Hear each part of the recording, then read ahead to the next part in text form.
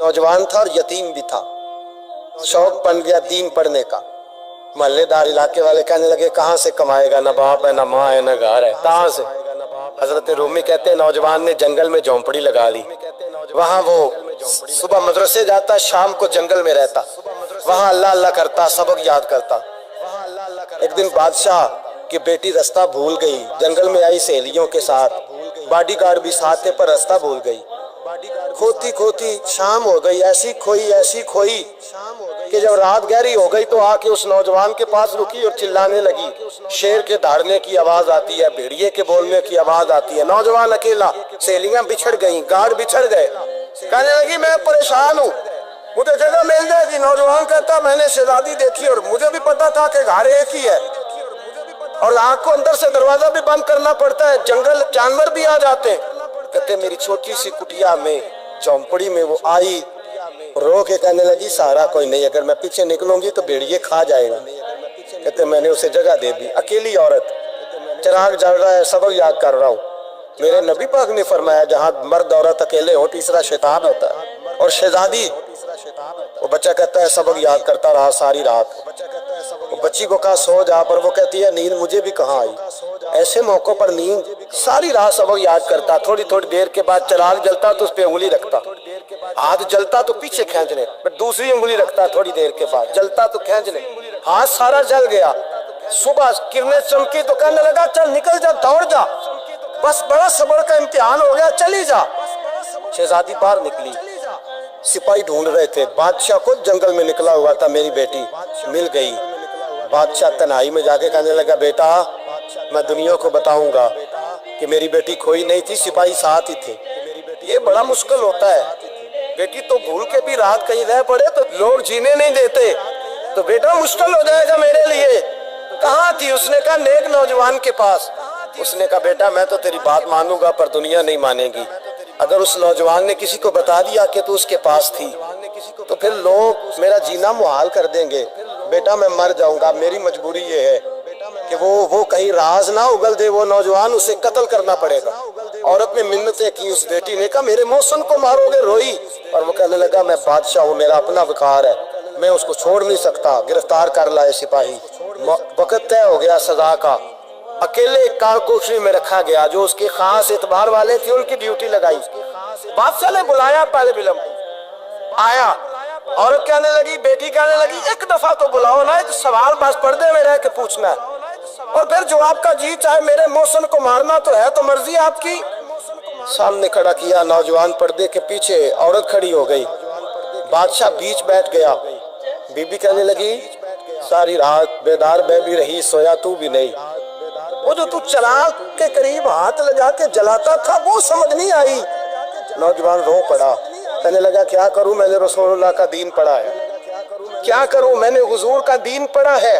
मैंने पढ़ा है कि जानी को सबसे नीचे दोज़ख के सबसे निचले दर्जे में जलाया जाए, उसे जहन्नमियों का पीप और रेशा पिलाया जाए, कंद खिलाया जाए।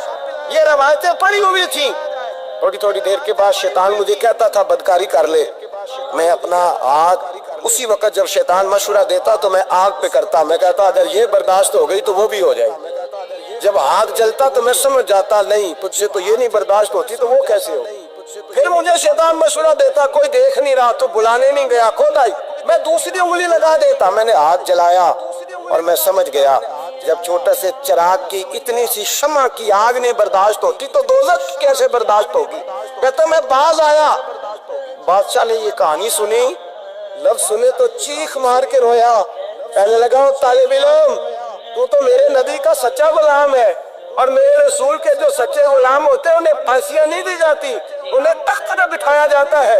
अब तुझे सजा नहीं होगी बल्कि मैं अपनी बेटी का निकाह तेरे साथ करूंगा और मेरे बाद इस सल्तनत का बादशाह भी तू ही बनेगा।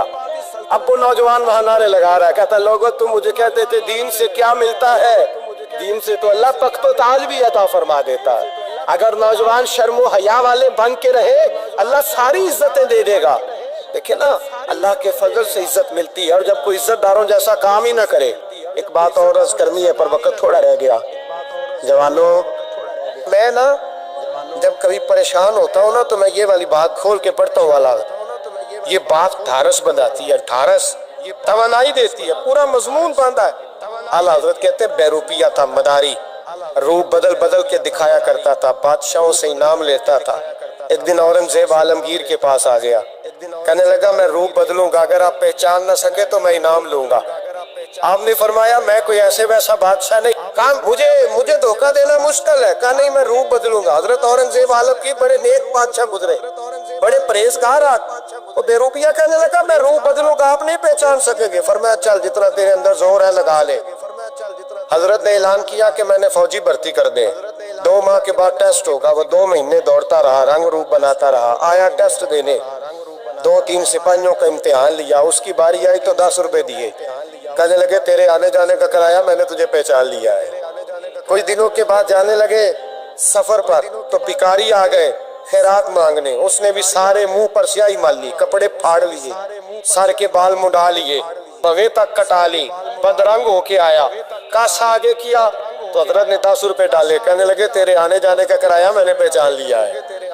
کچھ دن گزرے تو ٹیچر کی ضرورت تھی، اس نے منہ سے بڑی کر لی، داڑھی نکلی لگا لی، سر پہ جنا کیپ پہن لی، ایک شیروانی لے لی اور ہاتھ میں چھڑی پکڑ کے آیا، کہنے لگا میں استاد ہوں، 2-4 بندوں کا امتحان لیا، اس کی باری آئی تو 5 روپے دیے، 10 روپے دیے، کہا تیرا کرایہ میں نے پہچان لیا۔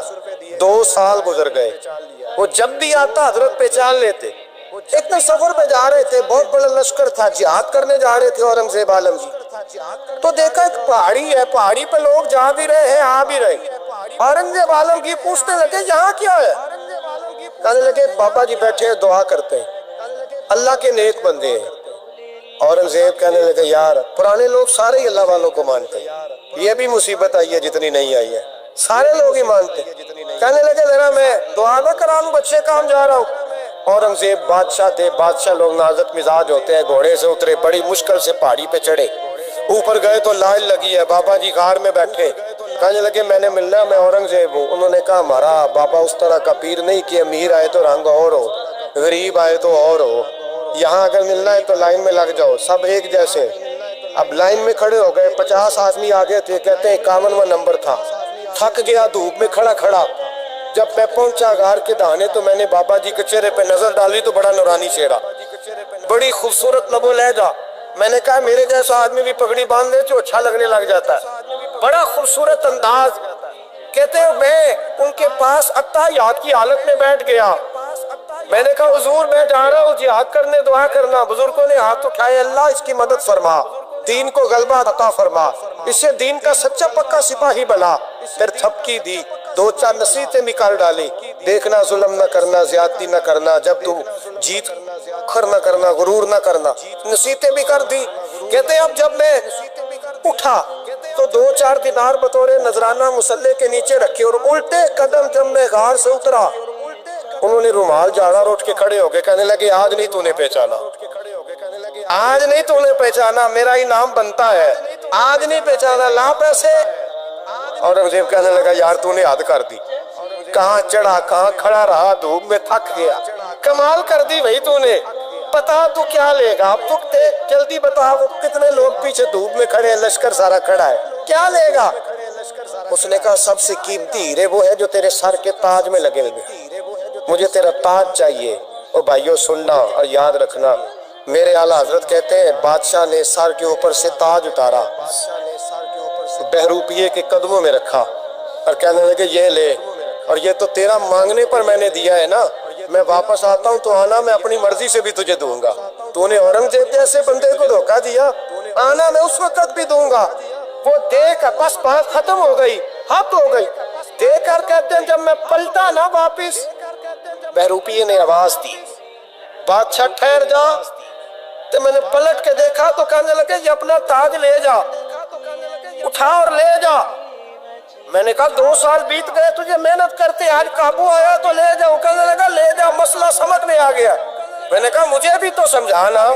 کہتے ہیں وہ پھوٹ پھوٹ کے رویا، اس کی آنکھیں برس پڑی، سیلاب کی طرح آنسو بہہ نکلے، تڑپا اور رو کے کہنے لگا بادشاہ میں نے جھوٹ موٹ رسول اللہ کی غلامی اختیار کی تھی، جھوٹ موٹ کی داڑھی، جھوٹ موٹ کی پگڑی، جھوٹ موٹ کا فقر، میں نے جھوٹ موٹ نبی پاک کا لباس پہنا ہے، تو تیرے جیسے بادشاہوں کے تاج میرے قدموں میں آ گئے ہیں. اگر میں سچ مچ رسول اللہ کا غلام بنوں گا تو اللہ کیا کچھ عطا فرمائے، اللہ کتنی نعمتوں سے نوازے. میرے حالت کیا فرماتے ہیں؟ اعلیٰ حضرت فرماتے ہیں فرشتے بھی کرتے ہیں تعظیم میری. کون جی؟ اللہ. ایسا عقیدہ بھی کم ملے گا جو بریلی کے امام کا عقیدہ ہے، ایسا بھی کم. کہتے ہیں فرشتے بھی کرتے ہیں تعظیم میری. کیوں؟ فرمانے لگے فدا ہو کے ان پر یہ عزت ملی. بغداد کے ایک درویش عالم تھے، تو وہ جب بھی نماز پڑھاتے نا تو کسی تاجر کی 2 بیویوں کے بارے میں دعا مانگتے. تو جو ہے میری بات پر نماز پڑھاتے تو کہتے اللہ اس تاجر کی 2 بیویوں کو اپنی خاص رحمتیں عطا فرما. ایک دن لوگ ان کے گرد اکٹھے ہو گئے، کہنے لگے بابا جی بتائیں تو صحیح وہ بیویاں کون تھی جن کے لیے آپ دعا مانگتے؟ تو فرمانے لگے میرے شہر کا ایک تاجر تھا، بہت بڑا تاجر تھا، مالدار تھا پر بے اولاد تھا. اسے بغداد سے ملک شام جانا پڑتا تھا تجارت کرنے، اور کئی مہینے اسے شام کے ملک میں رہنا پڑتا تھا. اس نے اس طرح کیا کہ وہاں بھی ایک شادی کر لی. توجہ ہے نا میری بات پر؟ کیا کر لیا اس نے؟ دوسری شادی کرنا مرد کے لیے جائز ہے، تیسری کرنا بھی، چوتھی کرنا بھی بھیا کا وقت، مگر اگر انصاف کر سکے تو. اگر چاروں میں ہم نہ آدھا مسئلہ سنتے ہیں اور آدھا ہی بیان کرتے ہیں. اگر انصاف نہ کر سکے پھر اس کے لیے 4 جائز، پھر وہ ایک ہی رکھے گا. تو عزیز دوست دوسرا نکاح کر لیا، شادی ہو گئی. اب وہ وہاں کچھ زیادہ وقت گزارنے لگا، مالدار آدمی تھا، بیوی کو مکان بھی لے کے دے دیا. اب وہ دیر سے آتا واپس، اور جب آتا بھی تو اس کے وہ والے انداز نہ ہوتے جو پہلے ہوا کرتے تھے. اب بیوی سے بڑا جاسوس بھی کوئی نہیں ہوتا، اس کو تو پہلے پتہ چل جاتا ہے کہ ماجرا کیا ہے، اسے بڑی خبر ہوتی ہے. تو اس نے محسوس کر لیا کہ بدلے بدلے سے میری سرکار نظر آتے. وہ کہنے لگی اب کہ جب آتا جاتا ہے تو اس کے حالات کچھ بدلے بدلے سے ہیں، ماحول کچھ اور ہے. اس نے ایک بوڑھا آدمی جو اس کا عزیز بھی تھا اور سمجھدار بھی تھا اس کو تیار کیا. کہنے لگی اب کہ جب ملک کے شام جائے نا تو اس کا پیچھا کرنا اور خبر کرنا کہ کہاں رہتا ہے، کہاں جاتا ہے، کیا کرتا ہے. وہ بوڑھے بزرگ جو تھے وہ خاتون کے کہنے پر کچھ اس نے کرایہ بھی دیا. وہ اس تاجر کے پیچھے گئے اور واپس آ کے خبر دی. کہنے لگے کہ تو 2-3 سال بیت گئے، اس نے وہاں بھی شادی کی ہوئی ہے، تجھے بتایا ہی نہیں. ابھی بھی بڑی سمجھدار تھی، حوصلہ مند، زیرک. اس نے شور نہیں مچایا. اس نے کہا کہ میں نا اب جب آئے گا نا تو طریقے سے بات کروں گی اور پوچھوں گی کہ ایسا کیوں کیا. اور یہ بھی اس نے آ کے بتایا کہ اگر تیرے ساتھ نکاح کے بعد اسے اولاد نہیں ملی تو اولاد وہاں بھی کوئی نہیں. یہ مکمل تفصیلات. اب جب اس دفعہ خامند آیا تو آتے ہی وہ بیمار ہو گیا، کمزور ہونے لگا. اب خاتون نے مناسب نہیں سمجھا کہ آتے ہی دڑام سے میں اس کے سر پر یہ ٹھوڑ دوں کہ تو نے نکاح کیا ہوا ہے اور مجھے بتایا نہیں. وہ ذرا تسلی میں رہی، کچھ وہ بیمار تھا، حوصلہ رکھا، خدمت کرتی رہی. کچھ دن گزرے تو وہ تاجر انتقال کر گیا، فوت ہو گیا. اب راز کھل نہ سکا، عدت گزاری، اور جب سارا مال جمع کیا نا تو اشرفیوں کی بوریاں بھر گئی. سارا مال اس بی بی کا، 4 بوریوں میں اشرفیاں، 4. یہاں تو پیٹ کا دوزخ ہے، معاذ اللہ بھرتا ہی نہیں. حل من مزید، حل من مزید. وہ جو کہتے تھے نا کہ بس باہر چلا جاؤں اور باہر میں کچھ تھوڑے سے پیسے کما کے 2-3 سال میں لوٹ آؤں گا، پھر یہاں آ کے کوئی کاروبار کروں گا. وہ گئے ہیں تو واپس نہیں آئے. وہ جو کہتے تھے نا بس میں نے اتنا سا کاروبار کرنا ہے کہ مکان بن جائے، انہوں نے 4 مکان بھی بنا لیے ہیں لیکن بریک حل میں مزید کی دوڑ ہے. اب 4 بوریاں اس عورت نے چھپائے رکھی. کوئی بندہ نہیں جانتا بغداد میں کہ ملک کے شام میں تاجر کی دوسری بیوی بھی ہے. جب وہ فارغ ہوئی تو اس نے اس بوڑھے جاسوس کو پھر بلایا اور 2 بوریاں اونٹ پہ رکھی، خود بھی ساتھ بیٹھی اور ملک شام گئی. اللہ اکبر. وہ بزرگ کہتے ہیں میں ایسے نہیں دعا کرتا. اس کو جا کے کہنے لگی میں اکیلی وارث نہیں ہوں، آدھے کی وارث تو بھی ہے. میں اکیلی وارث نہیں، یہ تقسیم وراثت ہے. آدھی کی وارث تو بھی ہے، تو رکھ اپنے پیسے. مجھے پتا ہے اس نے نکاح کیا تھا پر مجھے بتایا نہیں تھا، تو رکھ اپنے پیسے، میں تجھے دے رہی ہوں، آدھے تیرے ہیں آدھے میرے ہیں. اس نے نظر اٹھائی تو رو پڑی. کہنے لگی نہیں اب یہ سارے تیرے ہی ہیں، اگر تو اللہ سے ڈرتی ہے تو میں بھی رب سے ڈرتی ہوں، اگر تو مصطفیٰ کریم کا کلمہ پڑھتی ہے تو میں بھی اسی نبی کی ماننے والی ہوں۔ کہا بات کیا ہے، میرا کیوں ہے سارا؟ تو وہ خاتون کہنے لگی وہ 2 سال 3 سال سے میرے ساتھ نکاح تھا اور اس نے بتایا تھا مجھے کہ میری بیوی بھی ہے، اور میں غریب تھی تو میرے والدین کو بھی بتایا تھا کہ میری دوسری شادی ہے، یہ مکان اس نے مجھے لے کے دیا تھا، میرے تمام اخراجات وہ پورے کرتا تھا، نان و نفقہ کا خیال رکھتا تھا، لیکن اب کہ جب وہ آیا تو وہ بیمار تھا۔ اس نے مجھے بتایا کہ مجھے طبیب نے بتایا ہے کہ میں شدید بیمار ہوں، شاید بچ نہ سکوں۔ تو کہنے لگی وہ مجھے کئی لاکھ روپے بھی دے گیا اور جاتے دفعہ مجھے طلاق بھی دے گیا، فارغ کر گیا۔ کہنے لگا تو جہاں چاہے میرے بعد نکاح کر سکتی ہے، اور کہنے لگا میں چاہتا تھا پہلی بیوی کو بتا دوں، موقع نہیں بنا اور اس کا دل نہ ٹوٹے، بتا نہیں پایا، لہذا وہ مجھے ڈھیر سارے پیسے دے چکا ہے، سارا میرا حصہ مجھے پہلے سے دے چکا ہے میری بہن، اب یہ 4 بوریوں میں سے 2 میری نہیں بلکہ 4 کی 4 ہی تیری ہے، تو ہی اس کی حقدار ہے۔ تو بزرگ کہتے ہیں مجھے بتاؤ جن کے اندر اس قسم کے تقوی کی جھلک ہو ان کے لیے ہر نماز کے بعد دعا مانگنی چاہیے کہ نہیں مانگنی چاہیے؟ حضرت عمر کے زمانے میں نا ایک نوجوان تھا، نیک تھا، مسجد جایا کرتا تھا رات کو، تو مسجد جا رہا تھا تو رستے میں ایک عورت نے دعوت گناہ دی، ابن عساکر نے اس کو لکھا ہے، تو نوجوان تھا، خواہشات تھی، کچھ طبیعت مائل ہو گئی، ابھی ادھر جا ہی رہا تھا کہ کسی نے آیت پڑھ دی والی من خاف مقام ربی جنتان، جو رب کے سامنے کھڑے ہونے سے ڈرے گا اللہ 2 جنتیں دے گا۔ واقعی ڈر گیا وہ، واقعی ڈر گیا، اتنا ڈرا کہ بے ہوش ہو کے گر پڑا۔ بیماری سے لوگ بے ہوش ہوتے ہیں، پیسے ڈوب گئے بے ہوش ہوتے ہیں، بچے کے غم میں بے ہوش ہوتے ہیں۔ سچ بتاؤ کبھی خوف خدا سے بھی بے ہوش ہوتا کوئی دیکھا ہے؟ ہمارے ہاں تو روز مرہ ہی نہیں ہے بھائی، اور بڑی باتیں ہیں، بے ہوش ہونے کی، ڈرنے کی، غش کھانے کی، بے ہوش ہو کے گر پڑا۔ بوڑھے باپ کو کسی نے بتایا بچہ بے ہوش پڑا ہے، اٹھا کے گھر لائے، گھر لا کے کہا بیٹا کیا ہوا؟ نوجوان ہے، چڑھتی جوانی ہے پر پاکیزہ بڑی ہے، کہنے لگا ابا جی گناہ کی طرف چلا گیا تھا پر میں نے آیت سن لی جو اللہ کے سامنے کھڑے ہونے سے ڈرے گا رب 2 جنتیں دے گا، میں ڈر گیا تھا رب واقعی 2 جنتیں دے گا۔ باپ رو پڑے، ابا جی کی آنکھوں میں آنسو آئے اور کہا پتر اللہ بڑا مہربان ہے، اس کے وعدے سچے ہیں، واقعی 2 جنتیں دے گا۔ اس نے پھر ایک چیخ ماری اور اس طرح کی ماری کہ اس کی روح ہی پرواز کر گئی، روح ہی پرواز کر گئی۔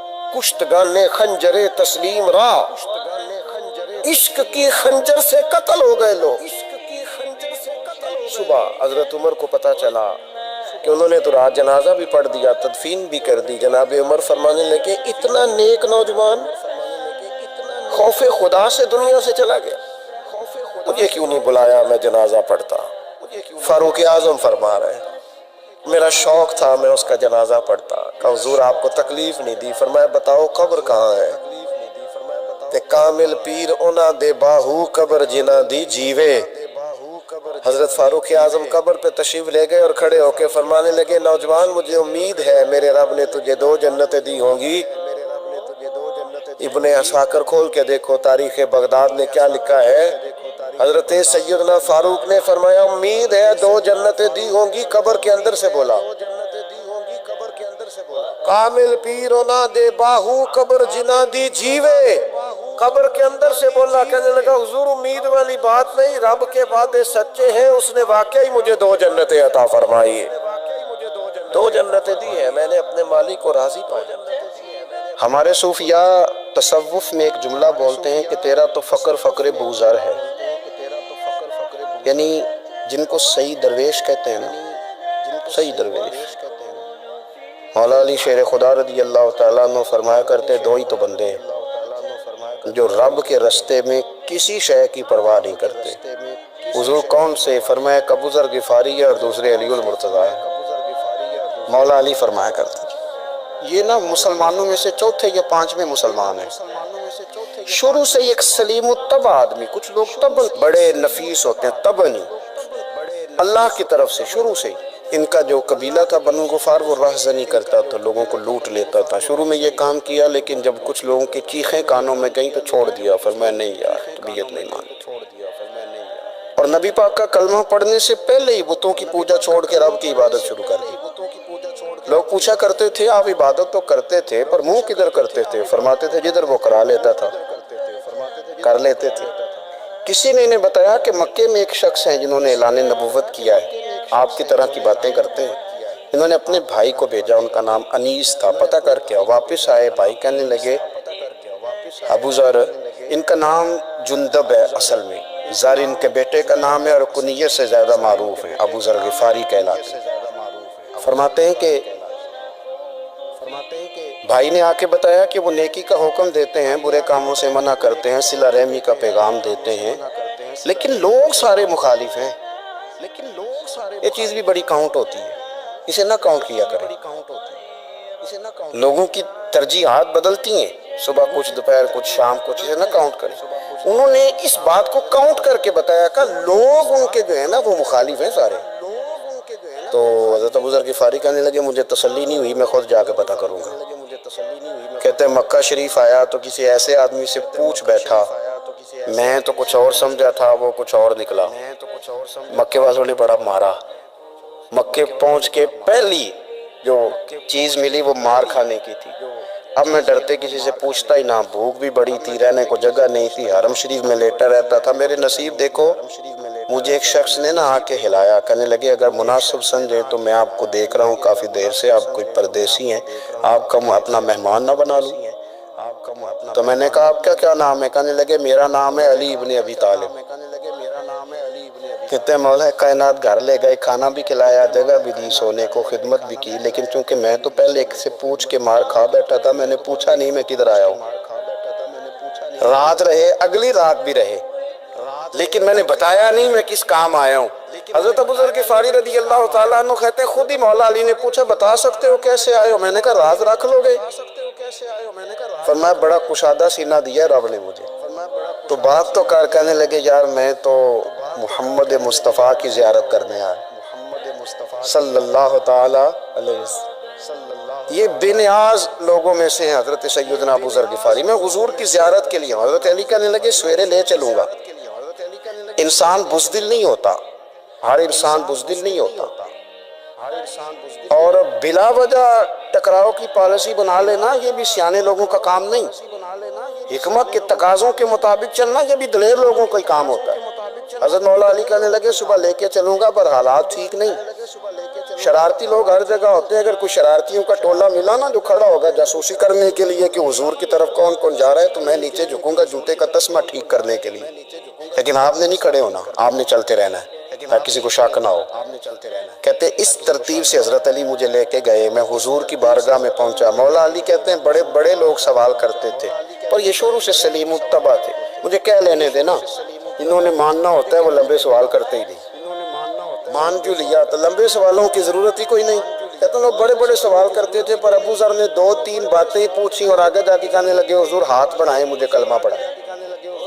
نبی پاک صلی اللہ علیہ وسلم نے کلمہ پڑھایا، فرمایا باہر جا کے نا ابھی ذکر کرنا کہ تم مسلمان ہو گیا، یہ ماریں گے۔ عرض کی حضور انہیں مارنے دے، میں آیا بھی مار کھانے ہوں، انہیں مارنے دے دا۔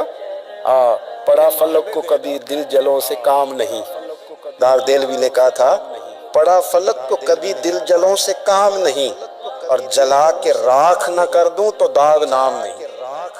ماری تو کھانے آئے، مارنے دے، کرنے دے زور جتنا لگانا ہے لگانے دے۔ باہر جا کے اعلان کیا، مکے والوں نے مارا، اتنا مارا کہ بے ہوش ہو گئے۔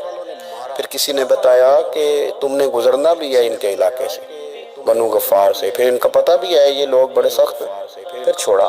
تپن بڑے جلالی تھے، زاہد مزاج تھے، فرماتے تھے کہ جو تمہاری ضرورت سے زیادہ ہے وہ سارا صدقہ کرو۔ کنز کے معاملے میں ان کا رویہ یہ تھا، صرف حضرت صدیق اکبر کو کچھ نہیں کہا انہوں نے، باقی حضرت عمر جیسے آدمی کو بھی کھڑا کر کے کہہ لیتے تھے یہ مال کیوں رکھا ہوا ہے خزانے میں، بانٹتے کیوں نہیں سارا؟ اور جناب عثمان غنی رضی اللہ تعالیٰ عنہ کے ساتھ تو باقاعدہ کئی دفعہ اس موضوع پر گفتگو کی۔ وہ کہتے تھے کہ جب اللہ کہتے ہیں قرآن میں کہ مال دولت جمع نہیں کرنی، تو وہ جو لوگ تھے وہ بھی بڑی شانوں والے تھے، وہ کہتے تھے کہ اللہ نے جب زکوٰۃ فرض کی تو مال جمع ہوتا ہے تو زکوٰۃ فرض ہوتی ہے نا، جب فطرانے کا کہا تو مال ہوتا ہے تو فطرانہ آتا ہے نا۔ تو آپ جو کہہ رہے ہیں وہ ٹھیک ہے، پر آپ اعلیٰ بات کر رہے ہیں تقوی کی، سارا بانٹو۔ تو حضرت ابو ذر غفاری کہتے تھے چلو ٹھیک ہے تمہاری بھی بات مان لیتا، پر یہ بتاؤ مدینے والے کا اپنا طریقہ کیا ہے؟ کہ بھئی حضور کا طریقہ تو وہی ہے جو آپ بتا رہے ہیں۔ تو فرمانے لگے پھر اس رستے نہ چلے جو رستہ مدینے والے رسول کا ہے، اور حضور سے، نبی پاک سے عشق کرتے بڑا کھل کے۔ یہ صحابہ صفہ میں سے تھے۔ کلمے پڑھنے کے بعد چونکہ طبیعت جلالی تھی تو حضور نے بھیج دیا، فرمایا واپس جاؤ اپنے قبیلے میں تبلیغ کرو۔ واپس گئے، بھائی کو مسلمان کیا، والدہ کو مسلمان کیا، قبیلہ سارا مسلمان کیا، وہیں رہے۔ ہجرت مدینہ کے بعد آئے تبوک کے موقع کے قریب، اور حضور نے صحابہ صفہ میں رکھ لیا۔ نوکری کرتے مدینے والے رسول کی، دلیر آدمی تھے، بڑا قبیلہ تھا، پر ڈیوٹی کرتے، ڈیوٹی خدمت کرتے۔ ایک بیٹا تھا زر اس کا نام تھا، اس کی ڈیوٹی لگائی تم نے میرے نبی پاک کے اونٹ چرانے۔ ڈاکو آئے تو صاحبزادہ اونٹوں کی، اونٹنیوں کی حفاظت کرتے شہید ہو گیا۔ اور یہ انوکھا بندہ ہے جس نے شرط لگائی تھی کہ میں نے کالی سیاہ رنگ کی عورت سے شادی کرنی ہے، انوکھا بندہ ہے۔ ایک بیٹی تھی ایک بیٹا، بیٹا شہید ہو گیا، بیوی سے کہا تم نے نبی پاک کے گھر میں خدمت کر دی، حضور کے گھر والوں، اور میں نبی پاک کی نوکری کروں گا۔ حضور کی خدمت کرتے، ہر وقت خدمت میں رہتے، اور حضور جب آتے نا، صحابہ صفہ میں یہ شامل تھے جو لوگ دین سیکھتے، حضور جب آتے تو سب سے پہلے آ کے حضرت ابو ذر غفاری کا پوچھتے، بلائیں، اور جب بات کرتے حضور تو بار بار ان کو مخاطب کر کے بات کرتے۔ حضرت ابو ذر غفاری رضی اللہ تعالیٰ عنہ کا نبی پاک سے اتنا پیار کہ ہماری بھی مشکل حل کر دی۔ ابو داؤد شریف میں موجود ہے، ایک دن کہنے لگا یا رسول اللہ صلی اللہ علیہ وسلم، اگر کوئی بندہ کسی سے پیار بڑا ہی کرے پر اس جیسے عمل نہ کر سکے، کوشش کرے کرنا، لوگ ہمیں کہتے ہیں نا جی پیار بڑا، عمل بھی تو کرو نا، بھی کرنا چاہیے، پر انسان ہے نا، غلطی بھی تو ہو ہی جاتی ہے۔ اب ہم عمل نہیں کر سکتے تو تم ہمیں پیار بھی نہیں کرنے دو گے، مہربانی کرو پیار تو کرنے دو نا۔ حضرت ابو ذر غفاری نے کہا، ابو داؤد شریف میں موجود ہے، یا رسول اللہ صلی اللہ تعالیٰ علیہ وآلہ وسلم، حضور پیار بڑا کرے پر ان جیسے عمل نہ کرے تو حکم کیا ہے؟ تو حضور نے فرمایا پیار سچا کرے، اللہ قیامت کے دن جس سے محبت کرے گا نا اس کے ساتھ ہی دونوں کو اکٹھا فرما دے گا۔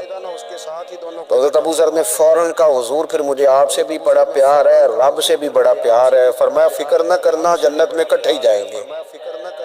اتنی محبت رسول پاک کی ذات کے ساتھ حضور کی نوکری کرنا۔ ایک دن خدمت کرتے کرتے سو گئے، حضور مسجد میں آئے پتہ کرنے کہ ابو ذر آرام کر رہا ہے۔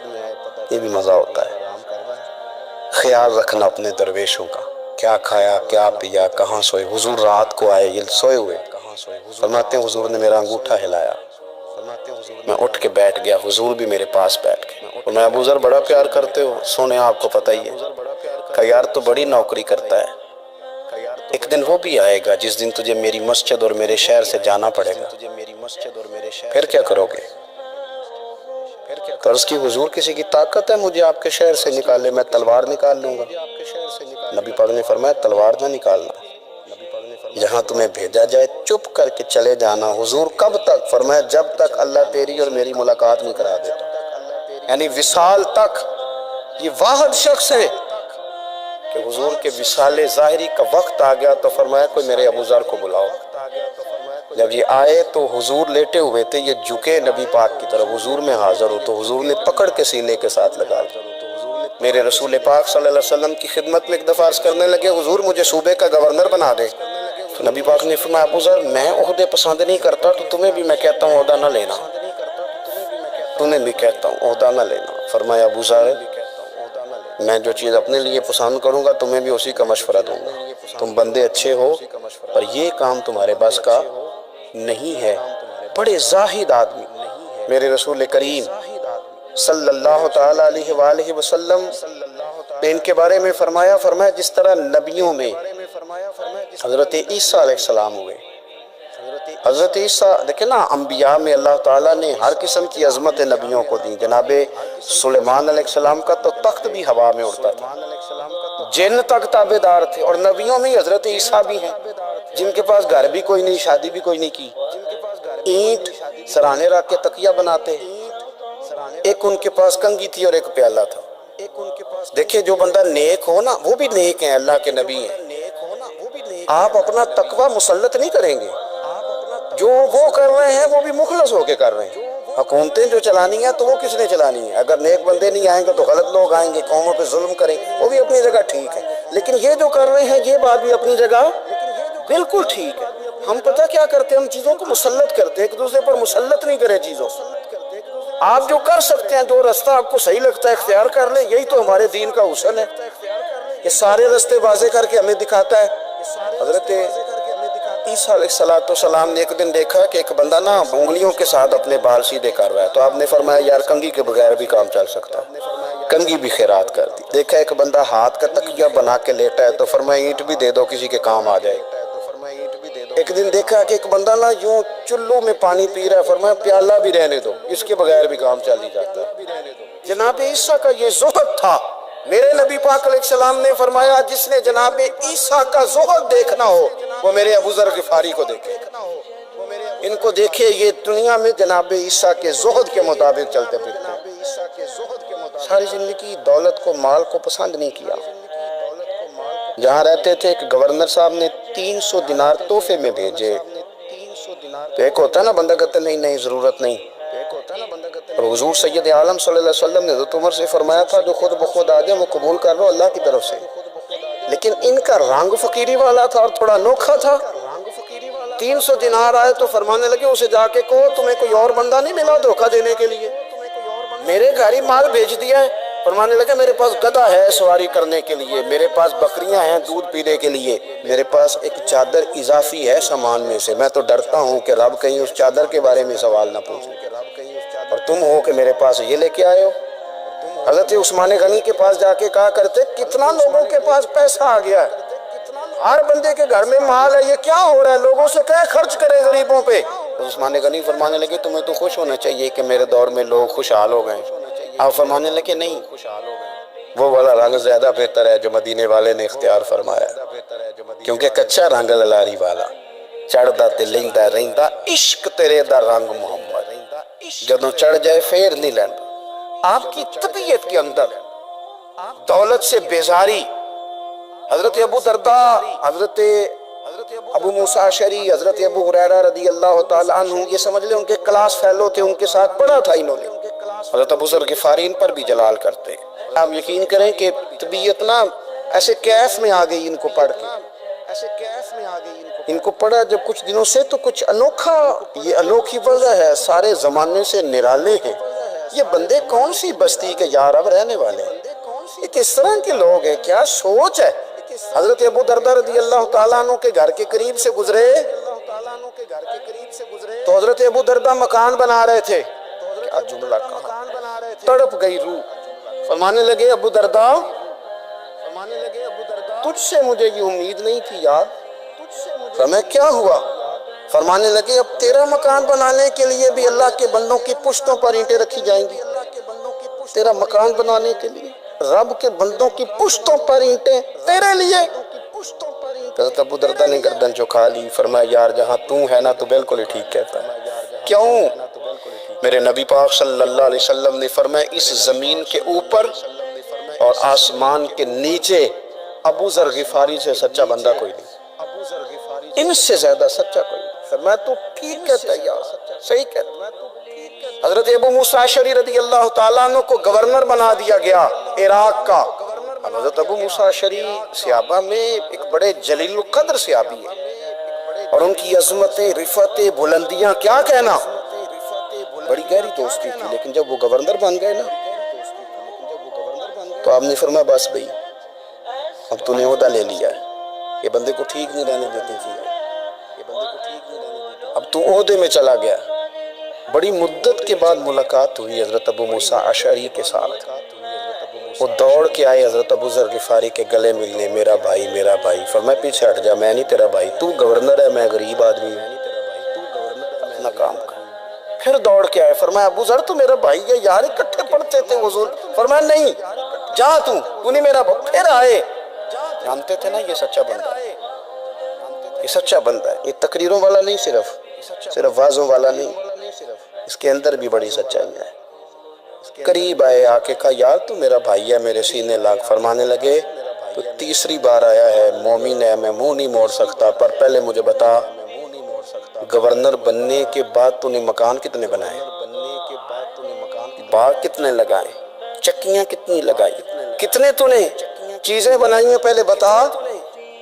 تو ابو موسیٰ اشعری نے ان کا ہاتھ پکڑا، رونے لگے، کہنے لگے جس محبوب سے تو نے تربیت لی ہے میں بھی انہی کا نوکر ہوں، ان کپڑوں میں عراق گیا تھا، میرے ہاتھ بھی وہی ہے یار، کیا بات کرتا ہے تو، میرے وہی ہیں، مجھے بتا اگر یہ عہدے خدمت کے ہم نہیں لیں گے تو پھر کیا ظالموں کو دیں گے، غیروں کو دیں گے، نہ کر، کچھ نہیں بنایا۔